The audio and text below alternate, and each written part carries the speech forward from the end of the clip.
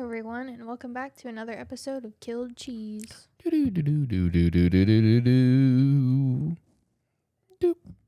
Extra saucy today. Extra saucy.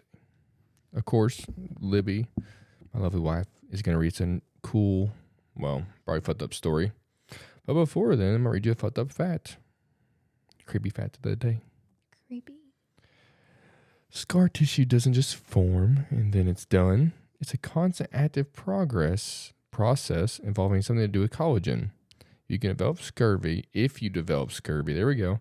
The lack of vitamin C will mean that your collagen cannot synthesize properly, and all your old scars will just open up. I have many of scars. I would have many of holes in my body. I would be very, very sad, and, probably die. Imagine people who've had, invasive surgeries. What do you mean? Like, scars inside of them. Oh, imagine people like the heart surgery. Yeah. So And you're and you have and your hole just deep. That's why so scurvy's cure is so mundane. It's like vitamin C. You just need to take supplements or eat a bunch of oranges or whatever, but it can be super duper dangerous depending on your medical history. Yeah, thought that. I would start bleeding in my brain. Concussions. If you've had a concussion, you probably would too. Yeah, scars in your brain? Well, your brain does repair itself. But it's not a scar though. Is it? How else do you think it repairs I don't itself? fucking know. I'm no brain surgeon. No, I'm not either. I just think I'm pretty sure that's how it works. But yeah, anyone who's had a heart surgery or any surgery on any kinds of internal organs or anything. Good luck, brother. You're probably dead. I think that's probably after it gets to a certain point though, the severity of it. Because I know it usually starts with in the corner of your mouth. Because everyone's had chapped lips before, right? Never. So, yes, you have. Yes, you have. So, you can usually tell there's a wound there that kind of opens up and it won't shut. That's gross. Yeah, a little bit. Gotta love it. Either way, here we go. My story is from the Scary Stories Reddit thread, and this one is by Quiet Vanilla 5414. Okay, tell me, what's loud vanilla then? Don't know. I'm just fucking with you. Let's hear it. I spent 30 minutes listening to someone trying to unlock my front door at 3 a.m. Then the police arrived. See, 30 minutes and then the police arrive? That's ridiculous. Just shoot through the door at that point. If you have a firearm to shoot, some people don't. Well, a lot of people don't. If you don't, then... Good luck. Good luck, yes. I can crawl out the window on the other side of the house. But if there's more, that's just a distraction. You're fucked. Okay, whatever. I woke up suddenly in the middle of the night, my heart pounding as if someone were punching it from the inside. I was in my small apartment in a relatively quiet neighborhood on the outskirts of Chicago, one of those old buildings with thin walls where you can hear every move your neighbors make. But this time, the sound was completely different. Okay, stop. So there's an apartment building, thin walls, and nobody wants to fucking help the bitch. There's somebody trying to bang on the door for 30 minutes. Nobody cares. Or trying to pick the lock or something. What kind of shitty neighbors are these people? For real. It was a faint, muffled creaking sound coming from the main entrance door. It was as if someone were trying hard to turn the key or messing with the lock very quietly, with an expertise that suggested experience. Okay. So it's the main entrance of the whole fucking building. Nobody cares. Huh? No, the main entrance door, as in not her balcony door or something else. Oh. At least that's what I'm guessing here. Either way. I sat up in bed, terrified, watching the door. My eyes wide in the darkness, listening to the sound of scratching on the door from the outside. It's definitely her apartment door. She can see the door. It's the apartment door. It was about 3:30 a.m., and the apartment was a bit cold because I leave the window partially open in the summer. I heard another sound like a slight metallic friction. Then everything stopped for a few seconds. Then the sound returned, slower this time, as if the person were trying to ensure that no one heard him. Well, they failed at that. For real. I had been living alone for 6 months since my breakup with my ex-girlfriend, and I wasn't expecting any visits, especially at this time.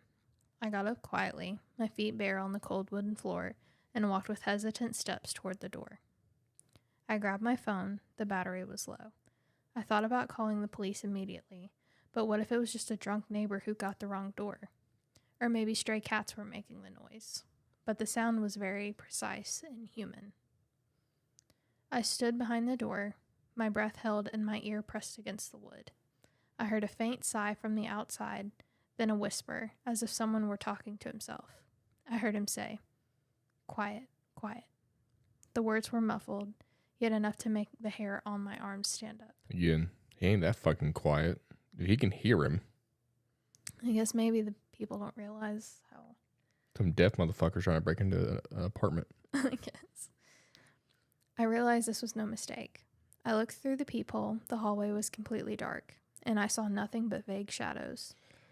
My memories drifted back to stories I'd heard on Reddit about suburban burglaries and thieves targeting single occupancy apartments, waiting until the residents were asleep. Don't look in the vents. Or the fucking people. You understand. Go watch the people episode. You understand. It was way worse than this shit. Well, we're not done with this yet, so let's Could not be speak worse. too soon. I work a routine office job, barely pay the rent, and didn't have any valuables. I asked myself, why would they target my apartment? I started trembling from the fear that was creeping into my bones. I went back to the bedroom with quick steps, grabbed a small kitchen knife I used to chop vegetables, and held it tightly.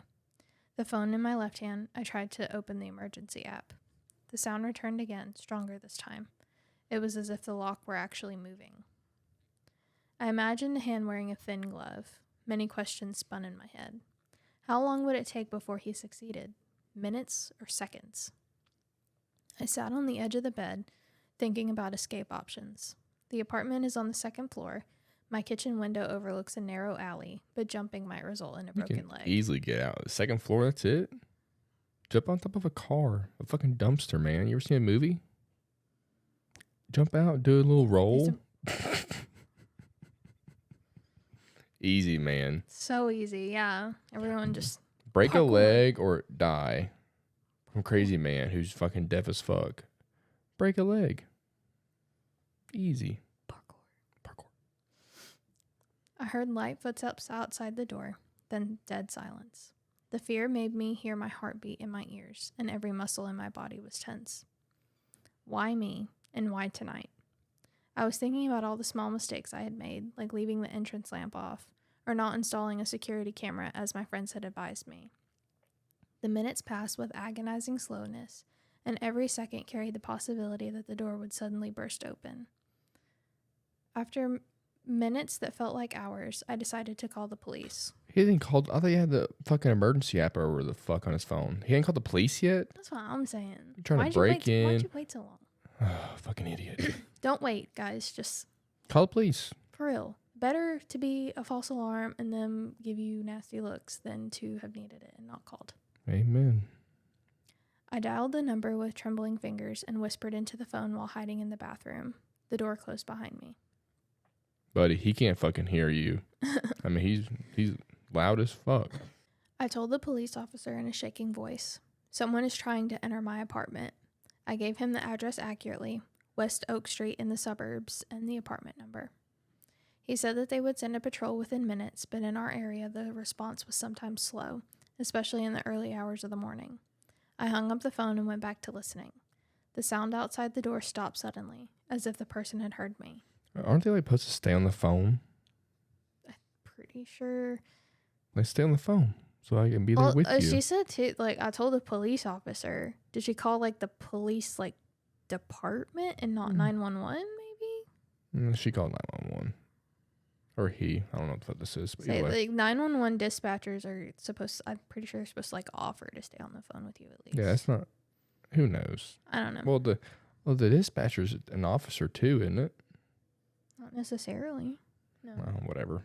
Moving on. Then I heard a very light knock on the door. 3 consecutive knocks, as if he were testing if anyone was there. I didn't respond. I started thinking about the worst. Maybe it's not a random thief, but someone who knows me. Was my ex-boyfriend trying to scare me? I thought it was an ex-girlfriend. Yeah, that's what I thought. Inconsistencies. It's okay. Typos. We don't care. I don't think so, because he lives in another state. Or was it one of the strange neighbors I sometimes see looking at me in a weird way? I heard a sound like friction against the frame, then another faint creak. He was trying to use another tool, perhaps a scalpel or something to lift the lock. A fucking scalpel? Really? Thin and sharp. Yeah, let me pull a fucking scalpel out my ass and try to break. Who brings a scalpel to break in? The same person who brings a fucking lockpick kit to break in. A scalpel? I don't know. Really? They gonna break in and do fucking surgery on the motherfucker? I mean, what, huh? Whatever. Come on now. I stepped out of the bathroom cautiously, holding the knife. I decided to stand behind the sofa in the living room where I could see the door. The darkness was thick, with only a faint light from the street lamp creeping through the curtains. Turn the fucking lights on. Make a lot of noise. Scare them away. And then they know you're home? Well, if you're home, then maybe you'll scare them away by making loud noises. Maybe you won't. Start just banging shit inside. Maybe. Act like you're the burglar already in. Find Fuck something that sounds a lot like a gun being cocked. There you go. You have a phone. Play some fucking gun sounds on your phone. Play some cocking sounds on your phone. I don't know. Pull like a Home Alone when he orders the pizza. He puts firecrackers in a saucepan and sets them off, and it's supposed to sound like gunshots. Oh my god! Come on. The darkness. I already read that. Sorry. Suddenly, the outside lights went out completely. My heart stopped for a moment. I heard the door shake slightly. I shouted out loud, trying to sound strong, and said, "Who's there?" But my voice came out trembling. "Who's there?" They're fucked. I heard no response, just a terrible silence followed by light footsteps moving away slightly and then returning. So you gotta sound big and strong. You start banging on the door back. "Who's there?" I gotta fucking have him stab you. I don't know. Do something. "I'm gonna fuck you up." I imagined the man outside, perhaps masked, wearing dark clothes, carrying a tool bag. In America, we hear about these incidents daily. Thieves entering and robbing or harming the residents. I remembered a story I read about a woman in California who was killed in her apartment after the lock failed to keep the attacker out. Time passed, and the police still hadn't arrived. You had crazy inside. Start, barking, but make sure that they, No, it's a person. Yeah. Woof, woof, woof. Start scratching on the door from the inside. You start acting, absolutely insane. They'd run. You wouldn't break into that place. You just saw that. You heard that on the inside. Fuck no. Go to the neighbor. That's quiet. Exactly. I began to sweat despite the cold, my hands clammy on the knife handle. I heard a new sound. It was an attempt to pry the door from the bottom. The wood was groaning under the pressure. How do you pry a door from the fucking bottom? That's what I'm wondering. Huh? Say I get in the door frame, but the bottom? Wait, oh, okay. I don't know. I approached the door again and looked through the peephole. This time I saw a shadow moving quickly and then disappearing. There was definitely someone there. Well, no shit. Wow. Sherlock Holmes over here. Watch out. I started praying in silence, thinking about my family and how the news of my death would be a shock to them. That's what we're thinking about right now. What's up? We're going to think about when I'm dead. The next few minutes were the worst nightmare. Scratching sounds, muffled sighs, and the feeling that time was running out. I imagined his hand entering through a small gap, then his whole body. What small gap? The fuck? Finally, I heard the sound of police sirens in the street, blue and red lights shimmering through the curtains. I sighed with relief for a moment and screamed at the top of my lungs. "I'm here. Apartment 2B. He's here," as I ran toward the door and tried to secure it more. But in those very seconds, the thief clearly heard the sound of the police from the hallway. Instead of running away, he decided to end it quickly. Perhaps he knew the building well, or perhaps he was desperate. I heard a sharp breaking sound. The security chain snapped, and the door flew open violently. The man entered like a beast. He was tall and strong, wearing a black mask covering his face except for his eyes. I don't think he was looking to rob. He wanted revenge or control. He attacked me immediately and struck me on the head with the handle of a metal tool. I fell to the floor and he kicked me in the stomach. I tried to stab him with the knife, but I missed in the dark. So we have the fucking lights on, motherfucker. I know. God. I heard the officers rushing up the stairs shouting, "Police, don't move," but he had already broken in. In a crazed moment, he lunged toward the living room window, which was partially open. He tore through the curtain and exited into the narrow back alley, the alley leading to the iron fire escape. He was terrifyingly fast. How'd he get down? Exited into the narrow back alley, the alley leading to the iron fire escape. So he went down the fire escape. Why didn't she go down the fucking fire escape? What? Leading to the alley leading to the iron fire escape. I don't think the fire escape was outside her window. Where'd he go? Did he jump out the fucking window? I don't know. I don't know either. This story's pissing me off. When the officers reached the apartment seconds later, he had disappeared into the darkness behind the building. I felt the blood flowing down my face. I woke up in the hospital hours later with a fractured shoulder and a concussion. The investigation stated that he didn't steal anything and that the street cameras didn't catch him clearly. The neighbors heard the noise but were afraid to intervene. Fuck them neighbors. Now I live in a different place. I change my locks every month and I sleep with the light on and a handgun by the bed after getting a legal permit. But every night, I wake up at the slightest sound and I wonder, did he know me? Will he come back when he thinks I've forgotten? And the police have closed the file temporarily, but I know he's still out there somewhere, watching, waiting, and locks are never enough. I'll be honest, I hate this fucking story. Every bit about it. She is just... You could have stabbed him. There's so many things she could have done to avoid this. And he just randomly fucking just flew in an alley. I think that everything that could have been done and should have been done differently was anything before he ever actually got into the apartment. When he broke in, then okay. You kind of fucked. Unless you catch him by surprise, you're hiding behind the door with a knife and you stab him in the back. I was gonna say, why are you I get you want to watch the door. Why are you standing where in front of the fucking door? Too? Yeah. I mean, that's just hide. On. Hide, bro. What's the comments on this shit? Oh, here we go. First comment. I'm confused. Do you have an ex-girlfriend and an ex-boyfriend? You mentioned both in the story.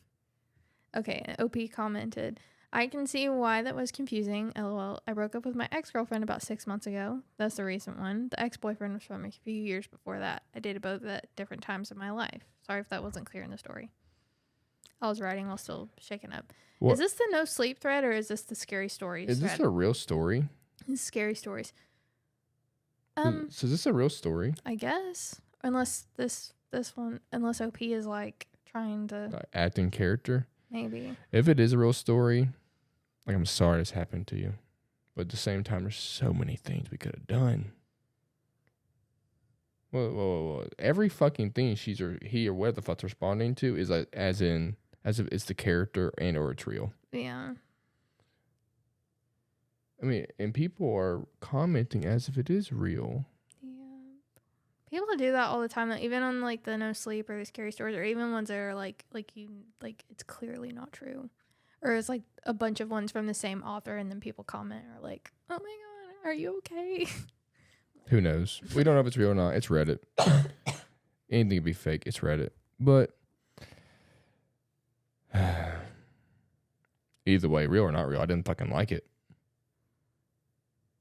No, that survival skills were not there. Next time, act crazy. Start barking at the fucking door. Start scratching like a dog. That goes for any situation that you feel like you have no other way out. Just start acting like a escaped mental patient.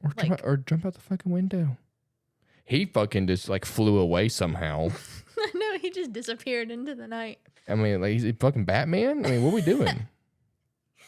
Either way, if it's real, I'm sorry. If it's not real, then this character fucking sucks. For real. But that is everybody for today. We will see y'all next time. Bye. Bye.